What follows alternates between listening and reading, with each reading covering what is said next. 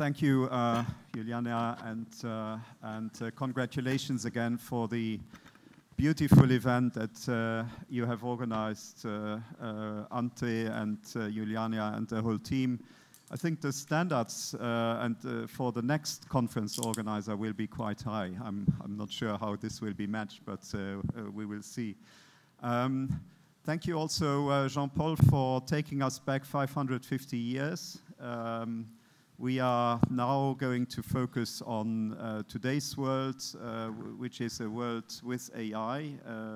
AI has been around for more than 50 years, but I think it's a generative AI that became mainstream in November 2022, so fairly recently, that has really boosted the usage of artificial intelligence in the financial markets. And today we are going to try to find out how we as supervisors can make best use of AI, but also what are the risks, some of which Jean-Paul has already outlined in his very good introduction. Before we go into the meat of the session, which is about 80 minutes, let me briefly introduce the panel. I have the luck to be surrounded by extremely knowledgeable people from the supervisory world. Ladies first, let me introduce you Birgit, who is Managing Director of Securities Supervision of the Austrian Financial Market Authority, FMA. Next to me is Nomm, member of the Management Board of the Estonian Financial Supervisory Authority, Finansinspektion. Excuse me if it's not pronounced correctly. Then we have Piotr Koziński, Managing Director for Capital Market Supervision Division of the Polish Financial Supervision Authority, KNF. Next to him, we have Carlos San Basilio, chairman of the Spanish National Securities Market Commission, CNMV. And at the other side of the podium, we have Dr. Thorsten Pötzsch, who is the Chief Executive Director, Securities Supervision and Asset Management of the German Federal Financial Supervisory Authority, BaFin. Now, we are going to divide this session into 5 main blocks, but as we did yesterday with the panel moderated with Jos, I want to involve you as an audience here and run 3 quick polls during the session. We are going to do that through Slido, and which actually allows you to use your mobile phone and do a quick vote. You can either scan the QR code or you can go to slido.com and enter the number that is there. It will take you to the poll. And I give you a few more seconds to do that. And I'll actually kick this one off with the first quick poll in the audience, just asking, you know, who is regularly using AI at work today? And I specify at work.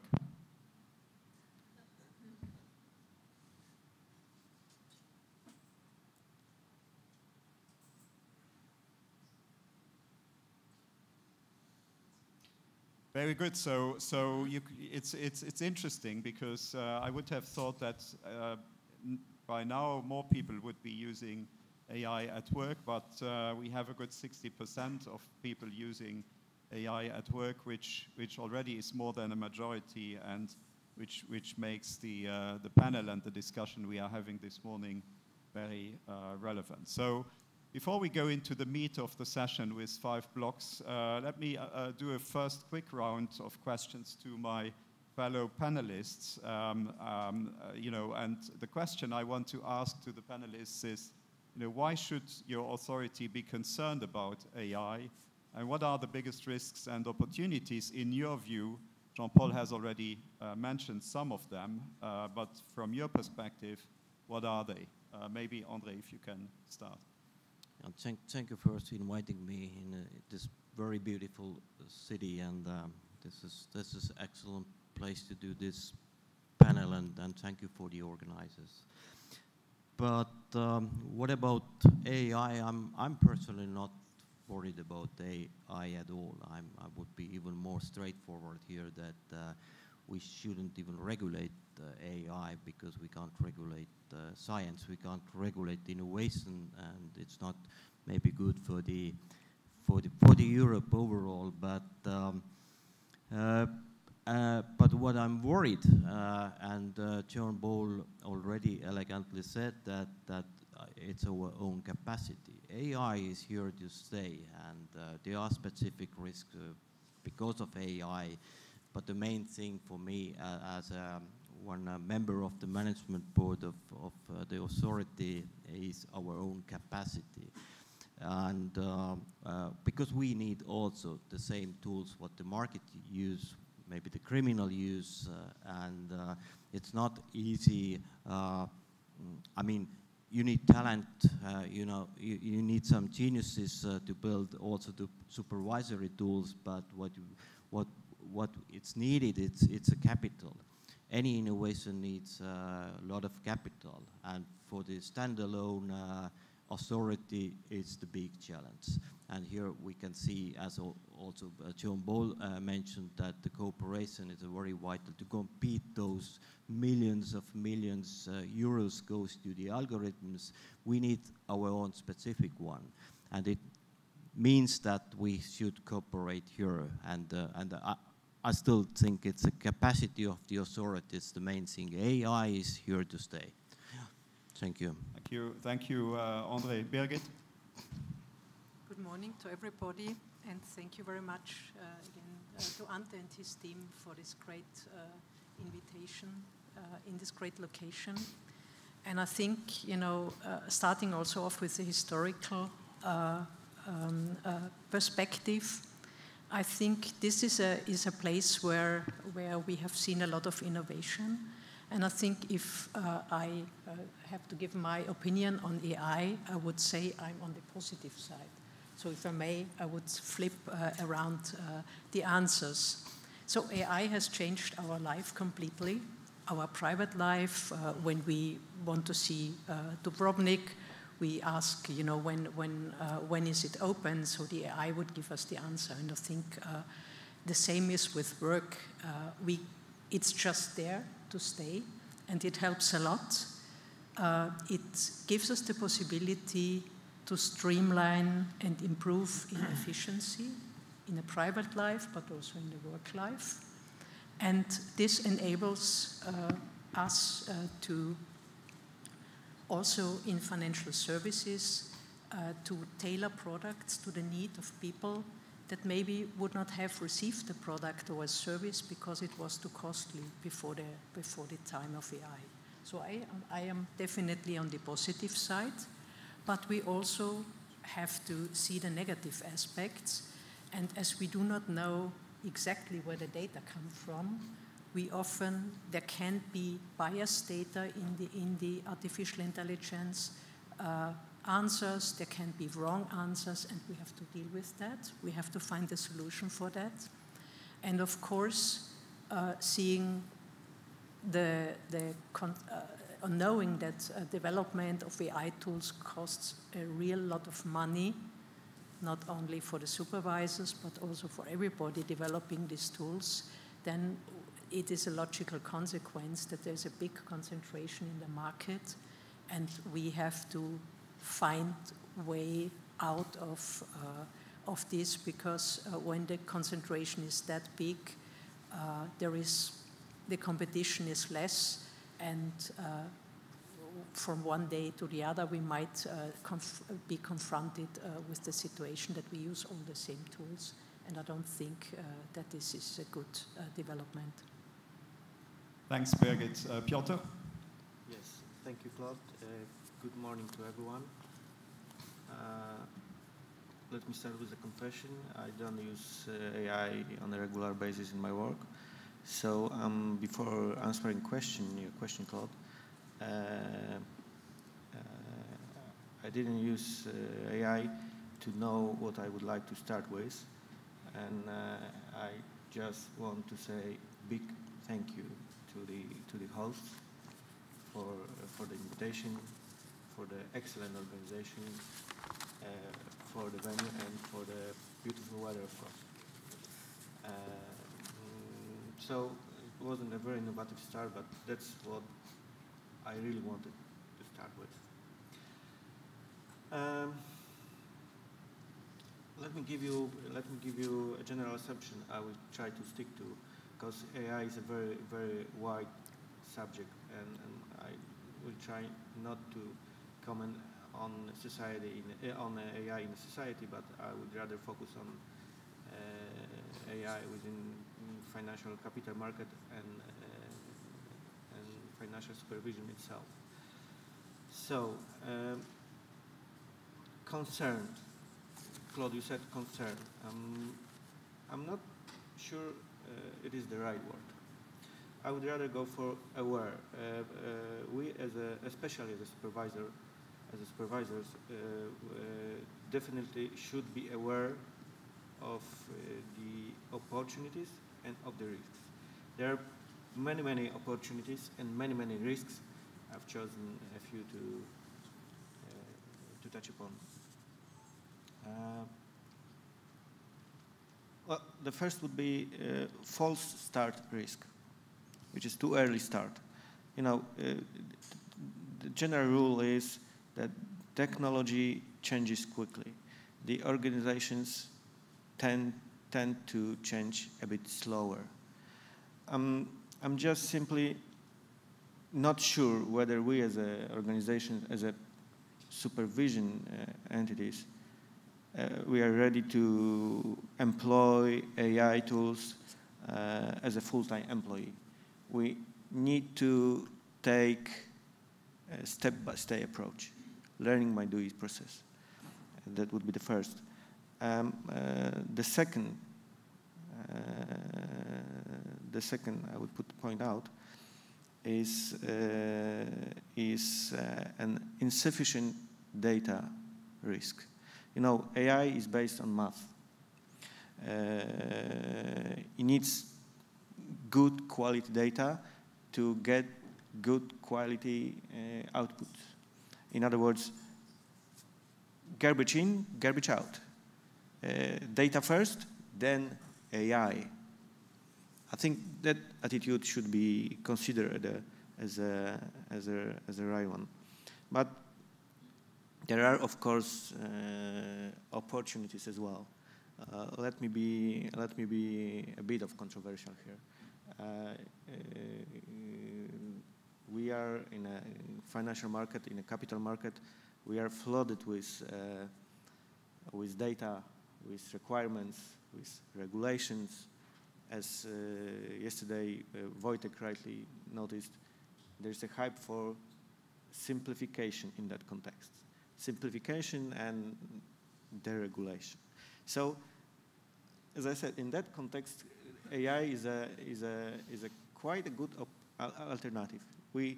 If we don't feel like deregulation, some of us might not feel like that, we can go for AI tool. You know, well-calibrated AI tool might be very helpful not only to the supervisors, but for the market participants, to the supervisors, and that is especially the smaller ones. To the good AI tool might be very helpful in terms of, you know, getting better control of all that requirement and data stuff. And last but not least, we all have to keep in back of our heads that those opportunities that gives AI relates not only to the bright side of the market. It relates to the criminals as well. We have to remember that. Thanks, Piotr. Carlos? Yeah, thanks, Claude, and thanks, Ante, for the kind invitation. It's great always coming to Dubrovnik, and with this perfect organization, it's even better. So let me just try to briefly address this first question. Claude, from my side, I agree with previous speakers that AI, generative AI, is here to stay, and it's likely to have a huge impact in the way securities markets work. So in this regard, I think we definitely, as supervisors, have to be concerned with what's going on in the use of generative AI in markets. I wouldn't say as a supervisor we're positive or negative. We're definitely cautious about the use that market participants and ourselves we can make of generative AI. Let me just stress a couple of risks that are well identified, and also a couple of opportunities from which also us as supervisors can benefit from. In terms of risks, generative AI really poses significant risks to two of the issues that are at the core of our mandate, which is protecting investors and preserving financial stability. With regards to financial stability, the fact that there are just a few counterparties in this world, that there's likely to be some common biases here, can very likely lead to some herding behavior, increasing, exacerbating systemic risk, and leading to some not wanted consequences out of situations that may not justify the huge impact that they can have. And that's something that not long ago we experienced in the early years of algorithmic trading becoming the thing in the late 80s. In 1987, there was a big crash in the stock market, and it wasn't one of the smaller stock markets. It was Wall Street. And when properly assessed what had happened, it was basically this herd behavior, the fact that some of the systems were taking decisions that were not supposed to be taken, but there was no human intervention at this point, preventing the decision-making process to explode. So that's something that could have happened, that happened in the early years of sophisticated algorithmic trading, and could happen also now in the early years of generative AI potentially being a key element of investment decisions.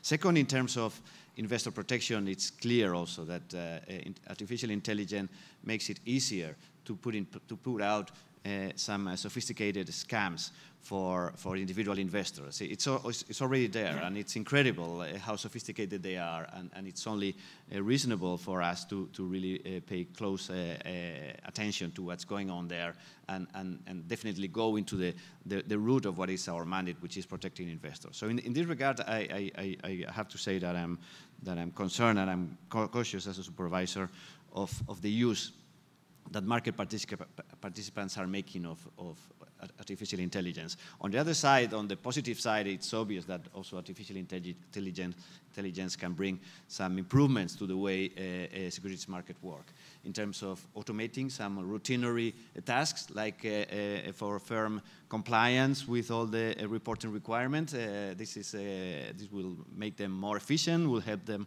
concentrate their resources on what is more creative, more innovative, and limit the use of resources for recurring routinary activities. On the other side, the same as artificial intelligence can facilitate developing sophisticated scams, it also facilitates for supervisors to identify those scams, because we can also use these artificial intelligence tools to identify potentially mis-selling cases and act there. So there's a balance here, and this is still the early years, but we definitely have to be very cautious about the impact that the artificial intelligence can have in securities market. Thanks, Carlos. Thorsten? Thank you, Claude. And first of all, Ante, a big thank to you for hosting this conference and for making this available at such a wonderful place. And I asked myself when I came over here to Dubrovnik, I've never been here before, whether Dubrovnik might have been created by AI. Just give me the most beautiful landscape that you can imagine. So therefore, thanks a lot, thanks a lot. But to come to your question, I must admit I'm a bit of a lazy guy. So I asked AI, why should my authority be concerned about AI? And AI came up with the following answers. First of all, more efficient market surveillance. Who would have guessed that? Better management of massive data volumes. That's clear. And automated internal processes. That was the first answer. And I was not very impressed, bearing in mind that the number of data amount that has been filtered into AI might have come up with something better. And I think we've already know the answer because we all listened to Carmine. Yesterday, you had a wonderful slide where we can all see where AI affects us. It affects us as far as the banking side is concerned. I've got 7 bank accounts on myself, and I'm often surfing around just to see what my banks are doing.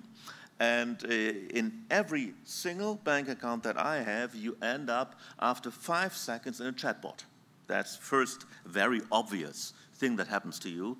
Then you ask yourself, well, as a supervisor, how do they detect fraud? You ask yourself, how about anti-money laundering? I was responsible at the BaFin for anti-money laundering for a couple of years. As far as the insurance sector is concerned, we're talking about automating claims processing. And as far as portfolio managers and investment firms are concerned, they use AI to improve their fundamental analysis, and with some very strange results and fun fact results, but we'll come to that later on. So, what do we see? We see a new technological massive breakthrough comparable to nuclear fission. Everybody knows it has advantages, but it can be very dangerous. And if you cross money with something that can be very dangerous, you might try a bit harder to come up with something that you're up to date. So therefore, we have to be up to date as far as that is, otherwise we get played out. That's obvious, we lose. So therefore, right now, we start the game. The game has started 3 years ago, and we have to keep on top. And the problem is, we can't use all the data that's available. We can't use ChatGPT for sensible data, that's obvious. So therefore, we have to use our own AI. And the problem is, we don't have the AI guys who we pay 100 million euro as some other guys in the United States. So therefore, this is a disadvantage, structural disadvantage that we have to get through. We have to be a little bit smarter to try to work around that problem. And the last point, and I would like to refer to Ante's speech yesterday, he said AI knows no borders. Absolutely true, AI knows no borders. And if we're talking about money, potentially dangerous things, and borders that do not exist, I think it's high time for us to deal with that issue. Thanks. Yeah, thanks, Thorsten. And I'm glad to hear that AI gave a very superficial and not so satisfactory answer to your question. That means that us humans still have a role to play, and we are still fit for purpose. So that's good news. So let me dive into the 5 rounds of questions that we will discuss this morning. First, we are going to look at market use cases to know what's up in the market. Then we talk about the regulatory framework. Then we will talk about market abuse, manipulation, and what was already mentioned, herding risks. We will also talk about AI-powered supervision, which is the main theme of this panel. And then we will talk about technical governance and geopolitical risks associated to AI. So let's first turn to the market use cases. I think it is important to know what the market is using currently as AI tools in order also to have an adequate response from us supervisors to that. So the first question I would ask to Thorsten and Carlos is, what AI use cases do you currently see in your respective jurisdictions, and how could they impact the market integrity? maybe Thorsten, if you want to go first. Yeah, sure. I think I've already mentioned a couple of use cases.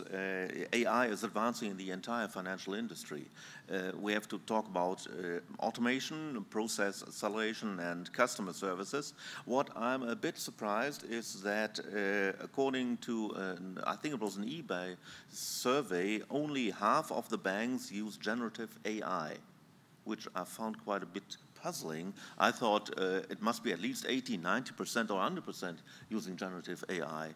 So therefore, we already see some banks are missing out already. We've just started, and half of the banks are already in a disadvantaged state, which I find very interesting observation.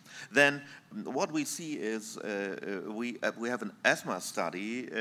What we see there is that AI is not a magic bullet. So therefore, funds, for example, funds and the use of AI. We see that a lot of funds are using AI in order to come up with better results.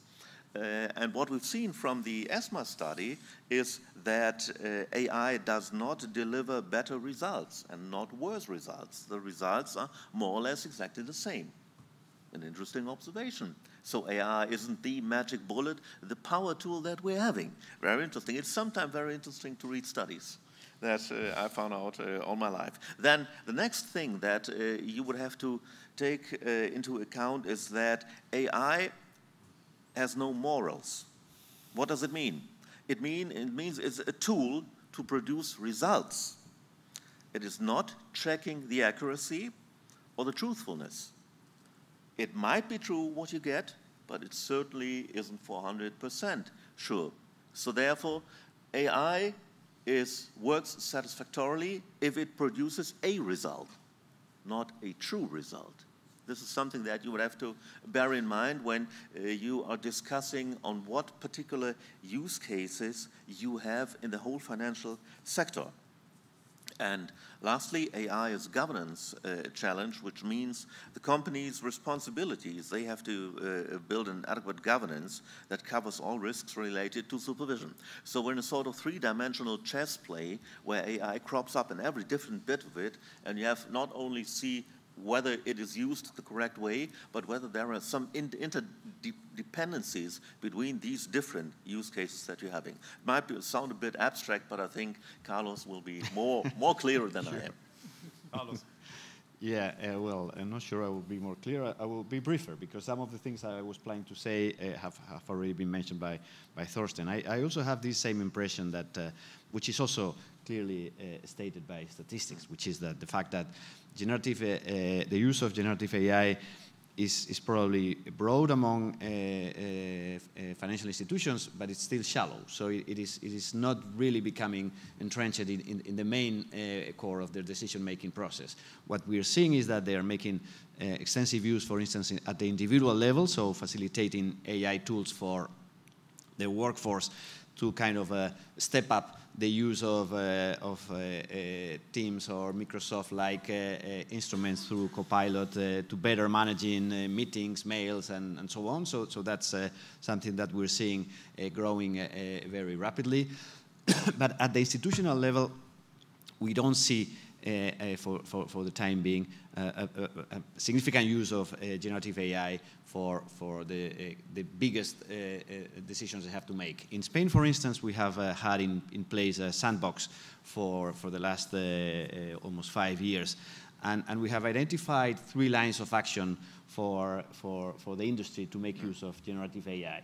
But it's still at the early stages. One of them has been mentioned already before, is automating compliance requirements. And here we are in contact with the firms that are putting in place this system to check whether this is acceptable for us as well. So this is one clear line of action. Another one is also has been mentioned by Thorsten, which is kind of managing your clients in a more automated way, which may go beyond the chat box that handles emergencies or incidents, and become part of the core of the interaction with your clients, even advising them on investments. And this is also something we have to be extremely careful about. But that's something that we see also some firms are developing. And last, probably something also linked to the use of AI by investment funds, which is making use of generative AI for decisions about investments. And here I would say that we are also even at an earlier stages. I think the firms are being particularly cautious when incorporating AI systems for decision making about investments. Partly due to a fact that has been mentioned already in the introductory remarks by Jean-Paul, which is this black box thing, which is the fact that it is very difficult even for those using these tools to fully understand, well, how is the decision-making process. So my feeling is that we will probably keep on seeing a limited use of AI in the core of the decision-making process of firms for some months or even years to come, but it is growing, and it will become probably part of the name of the game in 2-3 years' time. Thanks. It's interesting to hear that augmented portfolio management isn't delivering spectacular results and isn't outperforming human asset managers. It reminds me the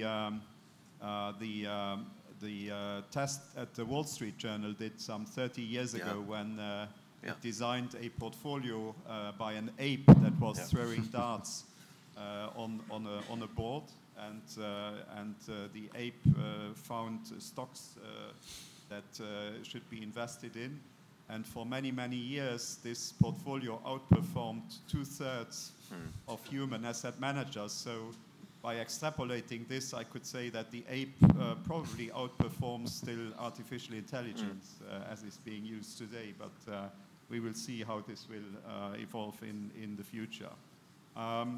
So after having looked at the use cases in the market, we should have a look at the regulatory framework. And the question here is, is the current regulatory framework in the European Union fit for purpose? Does it address the emerging risks?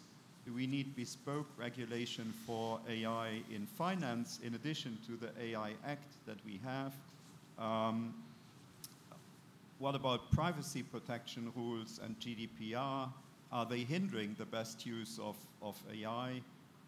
Does the EU have a competitive advantage or disadvantage compared to other parts of the world with the current framework? And should we coordinate AI oversight, as has already been suggested before? Maybe Birgit, if you can take that one, and Piotr also. Birgit. Well, there were many questions you posed, so I start from the beginning. The regulatory framework. I think we're all aware that the AI Act just is a layer above the supervisory law, so it regulates certain applications of AI that have to be approved, but for the rest it's just transparency. And if we look into the supervisory law, we have always said, and I'm still convinced this is true still, that the supervisory law, financial services law, is written in a technological neutral way. So this is the first result I would like to give. If it's technologically neutral, it should also apply to AI, and therefore we will not need another layer, bespoke regulation or what have you. But of course, we have to be careful, and we also have to look into the use cases, and we have to think whether the way AI changes the delivery of a service, does it really address all the risks that are embedded in it? And this is not a very easy task. If I may draw on the example Carlos brought, it's an example we also see in our supervisory life. It is AI helps a lot to give information, and from information to advice, it's only a small step. And when we then look into the rules that regulate investment advice, then the question is, how does the AI behave? You know, the rule was written in a situation where a person gives advice, and you know, if the advice, the person has to be trained and has to give an advice without bias and so on. And the question is, does this apply to the AI? Can we always predict when the AI does the advice, what is the result? So we cannot predict it for human being, but also for the AI. It's not a rule-based system where I have an input and then I have an output, and the output is the advice. So I think for all these cases, when we are in supervision and when we, as a supervisor, look at them, we have to decide, you know, are all the risks at rest? And is such a model fit for purpose, or is it not? And I think I would like to draw your attention to the AI Act. In the AI Act, there are certain bodies established. There is the AI board, and below the AI board there are permanent committees and temporary committees. One of the permanent committees is, for example, the AI sandboxes, and another permanent committee is the market surveillance authorities. But there's a temporary committee I would like to draw your attention to, and this temporary committee is called the AI Board Subgroup on Financial Services. It was established at the beginning of the year, and I think it is a very interesting group because there are experts from cross-sector, from all over Europe, and of course cross-sectoral, EBA, ESMA, and EIOPA are represented, and they are looking into this issue. Is the financial services legislation and the interplay with the AI Act fit for purpose, or is it not? They will deliver the biggest chunk of their work by the end of this year, and I'm surprised, you know, how will it go on. With regard to data protection, of course, there's an interplay with the GDPR that has to be solved. It's not an easy task. And, you know, Europe, in my opinion, has delivered a lot on AI and, of course, on digital asset, on the MiCA, and we are a step ahead. But we have to be careful watching the developments around the globe.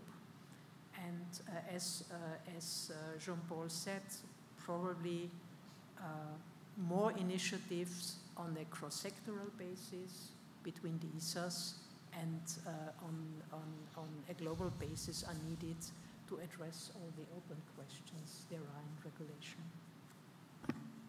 Piotr. Yes, thank you. I like that question very much. Thank you, Claude.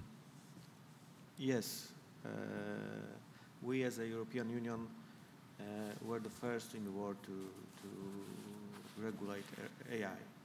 I don't know whether it's good for us or not. I don't know whether it improves our competitiveness or not.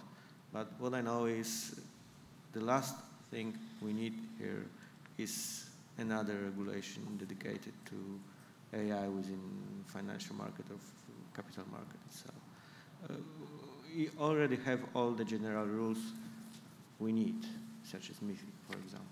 But let me elaborate a bit on that. Let me give you an example. I'm pretty sure that back in our countries we all have criminal law in place. I'm pretty sure that we have set proper enforcement systems, proper court systems, etc. And I'm pretty sure that one of fundamental principles within that law is you shall never kill. But, you know, I'm pretty sure, and I can bet on that, that you have no specific regulation on, let's say, chainsaw. Rule saying you shall never kill with chainsaw, or you shall never kill with hammer. A hammer is even a better example. Because, you know, hammer might be a quite useful tool. You can build a house with it. But you can kill someone with the hammer as well. But still you don't have a special regulation on hammer killing. So quite similar situation we have when it comes to AI. On one hand, AI might be a very useful tool, but on the other, it can be used to harm someone. But still, it doesn't mean we have to regulate AI in a financial market. We don't have to regulate every single animal on the financial market. All we have to do is, you know, make people aware of capabilities, of risks, on how to use and how not to use AI tools. By saying people, I mean people in the NCAs, but in the supervised entities as well. For the latter, I mean, supervised entities, when, you know, there should be one principle in place. No matter what tool you employ, the responsibility for fulfilling your obligations rests with you. You know, no, I imagine that no supervisor will accept explanation like, it's not us, it was AI tool. Funny fact is that we have a quite similar discussion with our entities concerning outsourcing. You know, for the beginning, the common answer was, it wasn't us, it is outsourcer fault. So,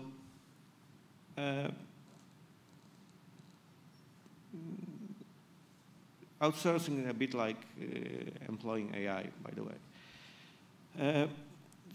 But to conclude, try to be short.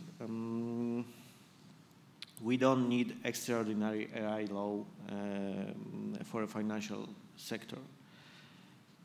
We have all the general regulation in place. It doesn't matter whether you use an Excel or an AI tool. You need to stick to general rules such as, I don't know, best execution rule. That's it. Okay, very, very clear. Thank you. We have briefly mentioned a few specific risks that have to do with AI. We have mentioned a herding risk. There's also a market abuse risk, a market manipulation risk. So I would like to dive a little bit more deeper into those risks. You know, what are those risks? When are they likely to materialize with the use of AI? And how should we mitigate those risks? I also remind that the SEC, for instance, which to the best of my knowledge is still an independent institution, but I haven't checked the news this morning, so this changes quite frequently, you know, has warned that the herding risks will materialize sometimes in the next 10 years and will lead to a systemic risk in financial markets. So taking into account those comments and also you know, reflecting on market abuse and market manipulation risks, can you maybe, Andre and then Thorsten, develop a little bit on this? Yeah, as I told, I'm not really worried about AI. Of course, AI can make a lot of mistakes as human can, and here I believe markets, because there is always some balancing effect in the society, in economy. And what I mean here, that if, I mean, some company deploys AR in harmful way, there's immediate setback. and there is a lot of traditional principles still exist as a weapons also we have as a supervisors, and I don't think so that's the big case at all. Of course the AR is not mature enough, but their responsibility lays in the company, and we as supervisors are here to enforce this. But what comes to the systemic risk, I think there is a bit different story because I start with the provocative question here. Is the investment advice as regulated service already dead? And what I mean here that young people, they don't go anymore to the banks to get advice from the bank or the investment firm, and they get all this information from other sources. And we could say that the banking, as one subtitle of one book says, that the banking is everywhere, but not in the bank anymore.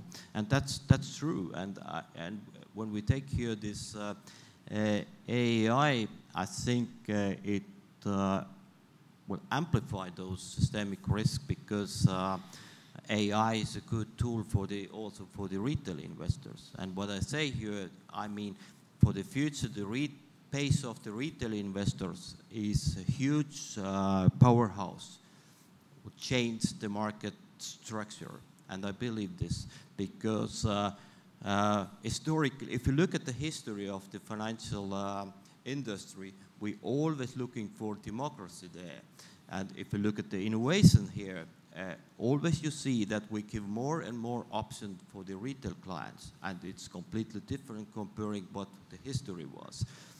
And coming back to the AI, I think, yes, we have a lot of good winners in innovations and a lot of success stories, but at the end of the day, there's only a couple of winners.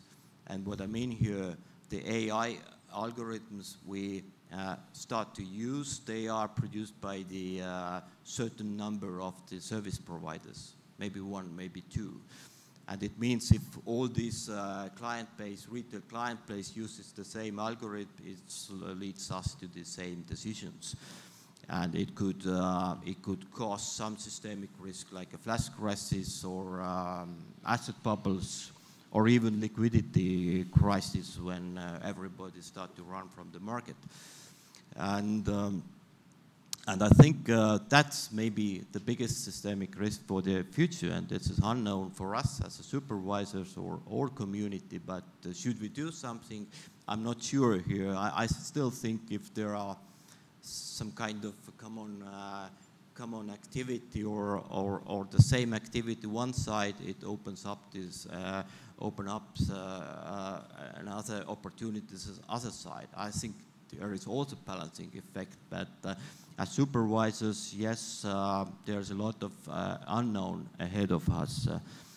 But what comes to the manipulation, of course, it's not only the manipulations, it's AML, it's all over the place in financial sector that all those possibilities or opportunities also for the criminal to manipulate the market or whatever reason to use fake information to really change the prices or to try to change the prices. I don't have here, I mean, the good answer, what should we do? Of course, we should also use those tools, as I mentioned before, but I still believe here that we can't lose strong enforcement. If something happens, is it the market manipulation or is it something wrong in the service providing suitability test or whatever place, we should be strong and we have to keep our role as a supervisors. Otherwise, we all run in the same way, and this is not good for the society. So but I still believe markets, and there is always some balancing effects in future. Thorsten? Yeah, I'm still musing about Piotr's no hammer regulation. I mean, everybody knows what the result will be when you use a hammer, but not everybody knows what the result might be when you use AI. So that might lead to a different way of dealing with that problem. But I haven't decided yet. I'm still thinking about that. But sorry for deviating on that issue. As far as market abuse is concerned, I mean, it's obvious that in the wrong hands, AI is a very dangerous tool. So we've seen generative AI short attacks where perpetrators spread the misinformation to reduce the company's share price.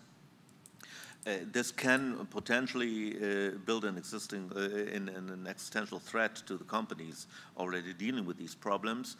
What we've experienced is that if you're dealing with these kind of attacks, usually these attacks are attacks that use correct and wrong information at the same time. So in English, it's called a piece of information. Well, every sentence contains lots of pieces of information. And if you've got 6 right pieces of information and 1 wrong piece of information, it sounds more convincing than just presenting 1 wrong piece of information.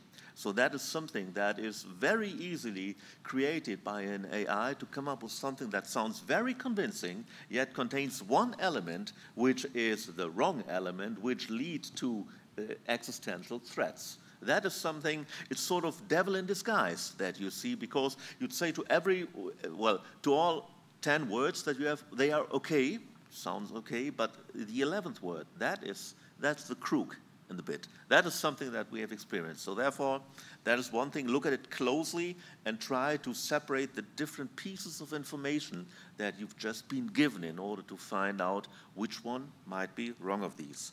Then what we found out is that, of course, AI is the powerful tool to fight against market abuse.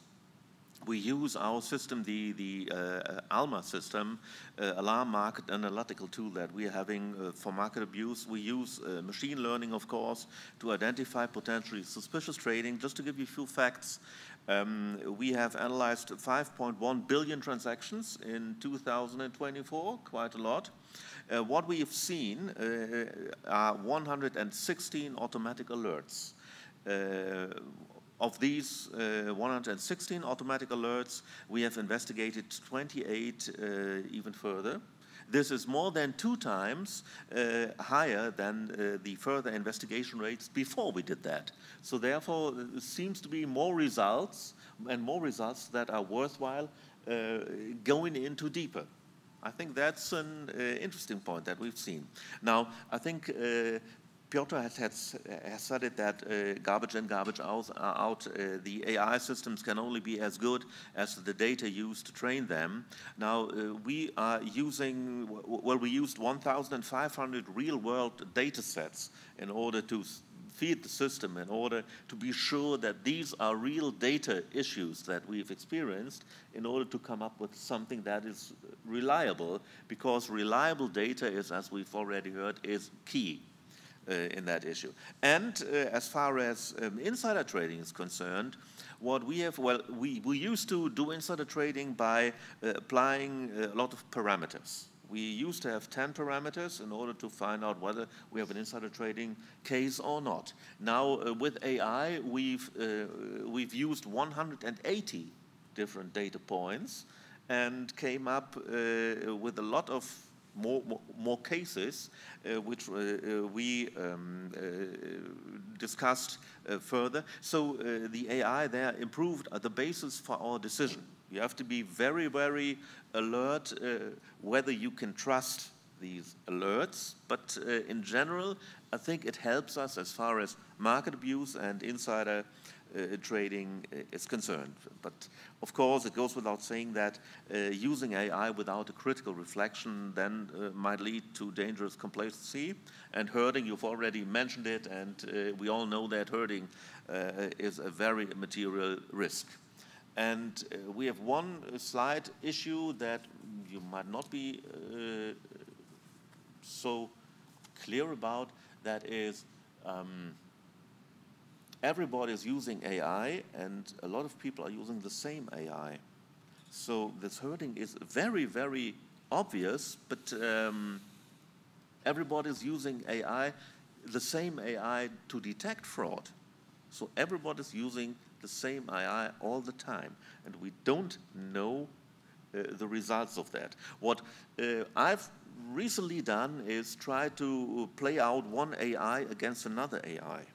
That is very interesting. If you feed one AI results and then ask the other AI whether these results are real or whether this other AI can come up with better results. And then you take these results and feed the first AI with and try to let them compete. So that's not just a sort of mindfuck game, but it's also a very, very entertaining way, and it gives you lots of new ideas when you're trying to take this step forward. And I think that's certainly a way forward. Use different AIs and try what the different results will be.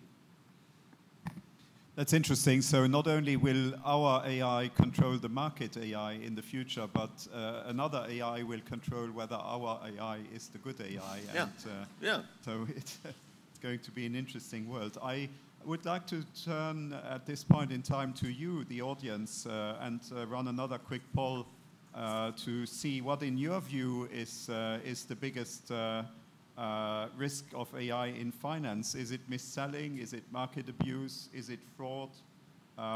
Is it concentration or systemic risk? You have a few seconds to give your opinion on this.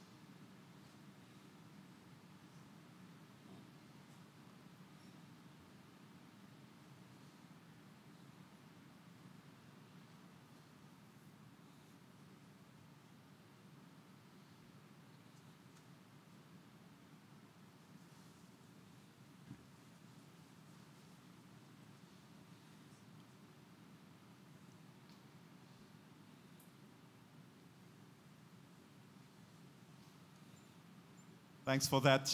Seems to be fraud seems to be on the mind of most people, and certainly that's something to keep in mind.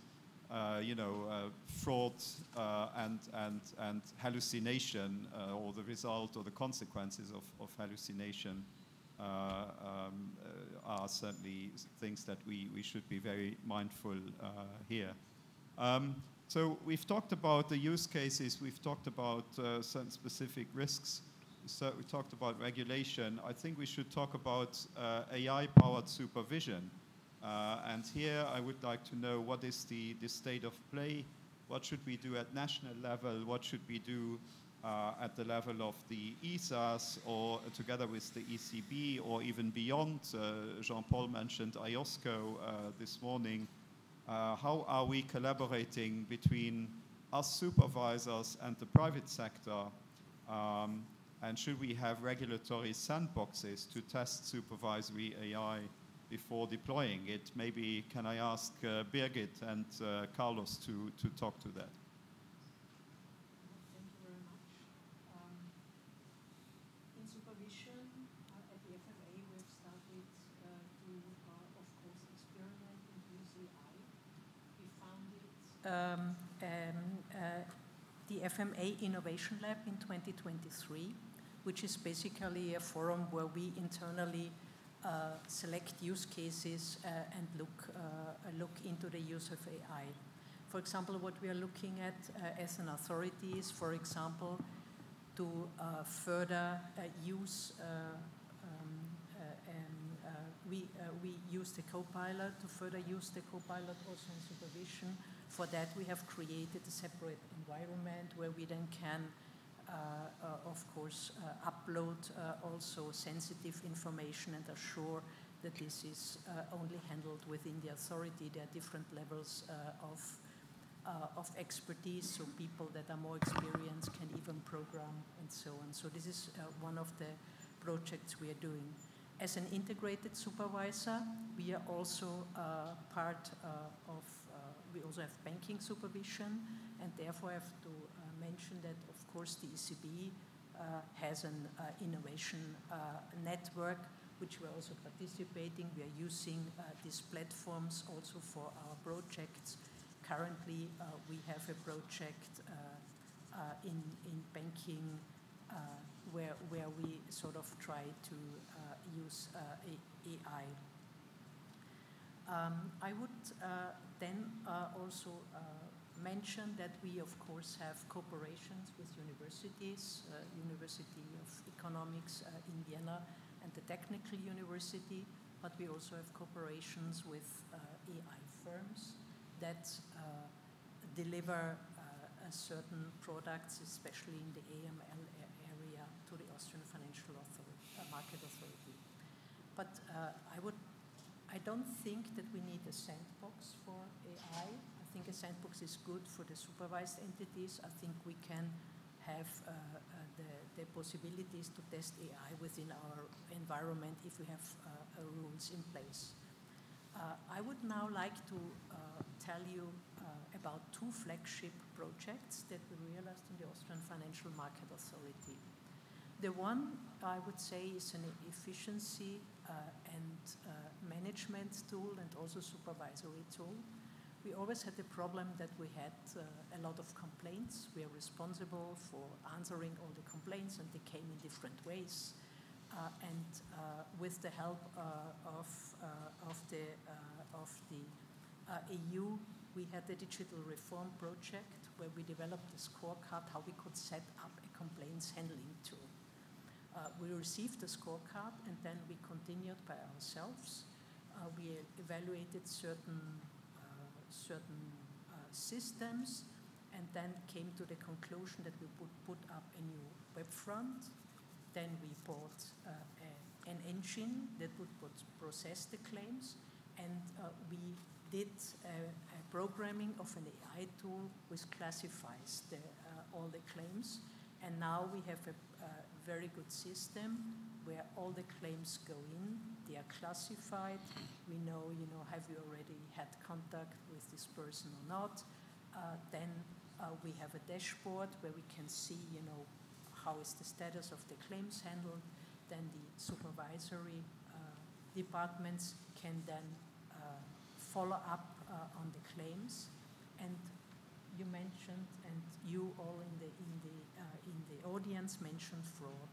And one of the big observations now is we have a daily dashboard where we can see, how is fraud developing, how many fraud complaints do we have, where do they come from, what is the issue, and we have used this information to intensify our social communication. We even have a cooperation with the Austrian Broadcasting Television where we present these cases and show how to do it, and this would not have been possible without this tool. Another flagship project that we have is in detecting greenwashing. And it's also a question of data. We have heard that a lot. So what do? We take all the fund data of the Austrian fund market, and we check it for two aspects. First of all, we check what is the promise if a fund is publicly offered with regard to sustainability. So what image of sustainability does the fund have? And we do this with an LLM, with a natural language processing model, because we always want to have the same result, not differing results. And then we get the results. And when we have checked whether the fund does what it promises, then we go into the holdings of the fund. And we combine that with data that we buy that is classified according to certain aspects a client might look into the fund. So then we check this, and in the end, we are able to really monitor the whole market in Austria. We would not have been able to do that without these tools. And then we also use the AI to lower down the results we get, because as Thorsten said, you get a lot of results, but then you have to check whether it's really an infringement or it is not. And then we select our candidates either for off-site supervisory inspections or for on-site analysis. And this tool has helped us a lot to really monitor sustainability aspects in our supervision to monitor the whole market, and having made a special data set, we can be sure that we go to the data that we really want to look at. And we will amplify this set. We have now the third reiteration, so it's the third time we are doing this. And we will also extend these tools towards the new ESMA guidelines on fund names, and hopefully then be able next year to have all the results on the Austrian fund. Thanks, Birgit. Carlos? Yeah, well, not to repeat some of the things that have been said by colleagues, but also in our case, in the case of the Spanish supervisor, we're making use of AI tools already for some of our supervisory activities, and it goes beyond providing our workforce with the necessary tools for the daily operations, but it also goes more at the institutional level. And here, I would like to highlight a couple of flagships as well, the same as Birgit. Like in our case, there's one we've been working on for the last 2 years that tries to identify potentially, suspicious trading behaviors by firms when looking at potential signs of market abuse. So here we are analyzing millions of data provided by the stock markets and trying to identify trading behaviors and which of them can lead to market abuse. And we are already seeing the limitations of even the current technology in terms of managing millions and millions of data. So that's one. This is one of them. Another is one that has already been mentioned also by Jean-Paul, which is a kind of a web scraping tool, trying to identify wrong or misleading investor recommendations in social networks, and which is basically the entry point for younger generations of investors to the securities markets. And here we've been working on a project for the last 2 years. We are now also the same as the Belgian case, entering the implementation phase and trying to draw some specific conclusions and potentially opening sanctioning procedures for those who are not fulfilling the regulation in terms of providing advice in the networks. I have to say that this is more complicated than it sounds. It's very difficult to have an accurate and full coverage of what's going on in the social networks, and it's an area where cooperation among national institutions is particularly relevant. So we still have a long way to go. IOSCO is trying to put in place international cooperation in this regard, but we're finding some difficulties also with the platforms, with the few large platforms that are channeling these recommendations, that are not being as cooperative as you would have expected. But beyond that, beyond the use of AI for addressing traditional behaviors, I think we have to develop also AI to address the risks of participants using AI themselves. Is something linked to what to Piotr's example before, with the hammer. In my view, I would agree with your view that you don't need to develop a specific regulation for hammers or chainsaw. But imagine, as can be the case, that the killer community identify a new way of killing that goes undetected by the police, some sort of poisoning or whatever that is not as obvious as a hammer or a chainsaw. Here, what you would expect is that the police will have to develop their own systems to identify this new type of crime. In our case, we also will have to develop our own system as the market supervisors to identify when individuals are making the wrong use of artificial intelligence. And to do that, we're going to need even more sophisticated artificial intelligence ourselves.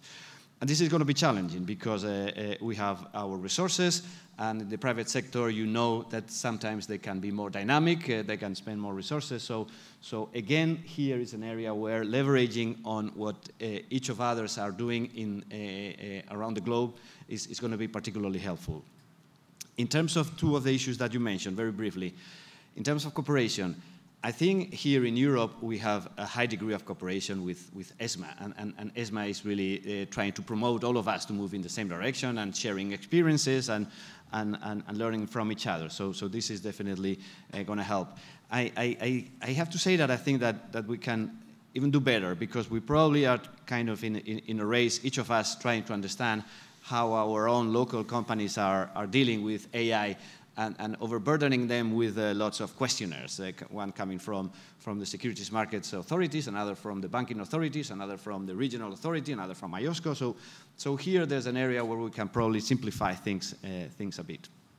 And last, in terms of sandbox, we've been using sandbox, as I mentioned before, for several years in Spain. We've seen the benefits, but I have to say that also you have to be very cautious about how you define the instrument. It is also time-consuming, and you have to anticipate and plan well how it's going to work. There are some issues like data protection that if you don't think about them in the early stages, later it's going to be much more complicated.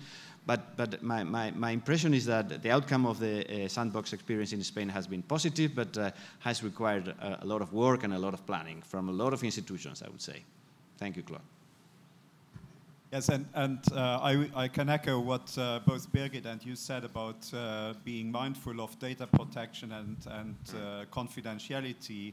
And that's also a worry that we as regulators have to have in mind when using Copilot or other publicly available tools, because the data that we might upload onto those tools is of course at risk of being abused by the manufacturers and the providers of those systems. And there are various technical solutions to this, going up to a totally air-gapped system which is totally disconnected from the service providers, but even then you have to look into the details with backdoors and other possibilities for foreign authorities to go into the system. So it's certainly not an easy task. I would like to move to the last of our 5 blocks of discussions here, which is, talking about technical governance and geopolitical risks. We have talked about technical challenges. We've talked about black box.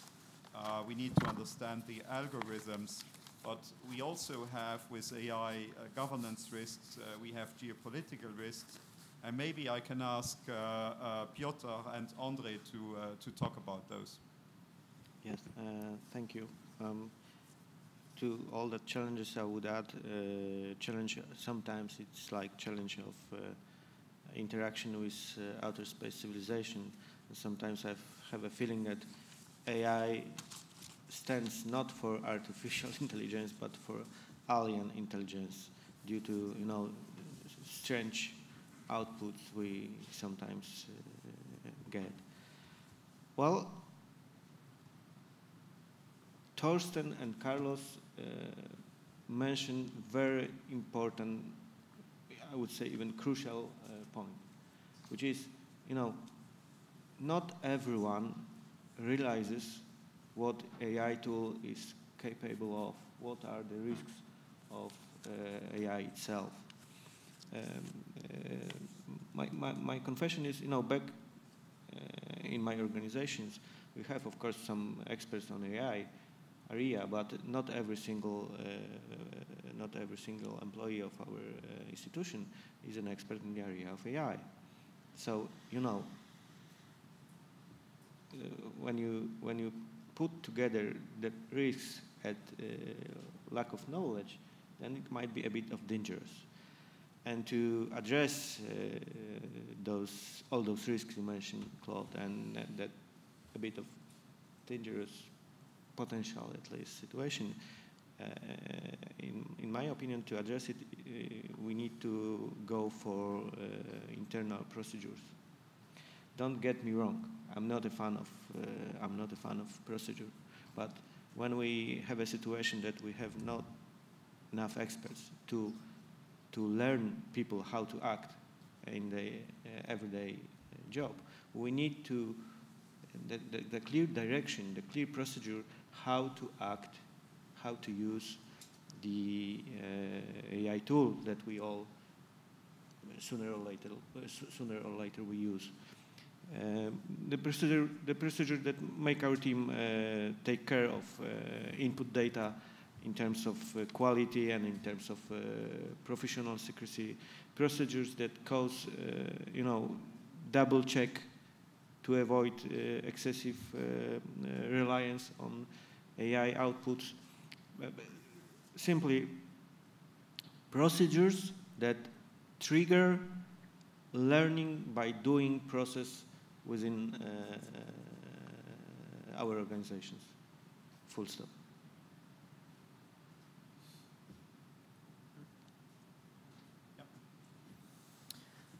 Yeah, we also in Estonia conducted one study, the use of AI in the processes of the firms, and what we saw was that there was a huge use for the internal purposes, language processing, code writing, or some internal, even the risk analysis, but they were pretty careful to provide services, AI based models in certain clients, and I was very happy because I still believe that critical thinking is still there, and this is the most important thing because the traditional rules, they still apply for the firms, and I would say the A as the artificial may be there, but the I as the intelligence must be there always. But what comes to the black box and blind algorithms is a very interesting question also for the supervisors. What will be the future? Because in traditional way, we try to understand everything. We read all those internal rules. Everything must be there. But I think and I believe the future is a bit different because I think the result will matter.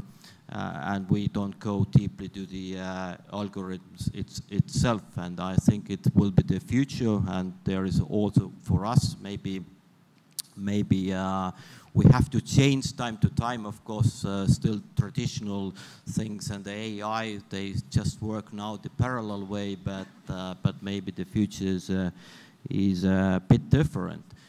But what we shouldn't forget. In this discipline, or when we're talking about AI is definitely it's a huge opportunity for the firms, for the economy, for the supervisors. But we have to be very careful there that it also new type of the risk, and as a supervisors, for us we don't have to understand everything. We don't know a lot of underlying technologies used in the banks, but what we have to care is the governance of certain risk, and we have to care that the governance is there, the risk management of AI issues is there. That's our role as a supervisor. And what comes to the geopolitical risks, yes, indeed, of course, there are many industries and economies in Europe dominated by the companies in certain jurisdiction. It is as it is. I mean, we can't do anything for that. Of course, the risk is there, but in most of the cases, we just have to tolerate this. But I'm still very optimistic here because if something fails somewhere, I mean, let's take the energy during the last years because of some bad things happened in the world. We react immediately, and the humankind has an opportunity or ability to react very fast. And I'm not too much worried here. And as I said already before, the market is kind of self-regulated here because if you fail somewhere, you know, it's a damage for your income or your company results. Yeah. Thank you. Okay, thank you. I think we can conclude these rounds of questions. And actually, I would have a last little poll that I would like to do with the audience, and it's a little bit a lighter question than the questions we had before.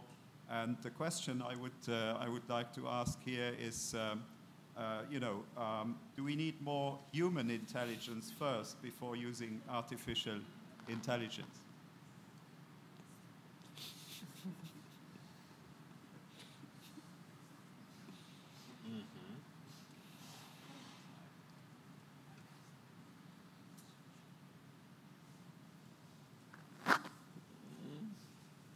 I think the result is very clear, and it's not a surprise, by the way, to me either. Let me conclude this panel by saying a few words. I think that, as Thorsten said, the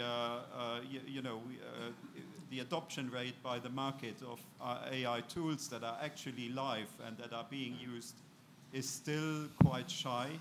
Although if you add to these numbers the number of people who are in experiment phase or who are planning seriously to use AI tools, I think it will take you closer to 90–100%, probably. Reversely, if you look at the what we as regulators are doing in terms of AI, it's also the beginning, and I think that a number of regulators have been using AI tools with large language models for, let's say, 5–6 years maximum. And since we had generative AI in November 22, it has really boosted the idea that as regulators we should make maximum use of AI. But even in that time perspective, we are really at the beginning, and I think it would be interesting to have a similar discussion in 1 or 2 years' time. And Ante, no pressure, on where this next seminar in 1 or 2 years should be. It's just an idea. Dubrovnik, would be a fabulous place to do that.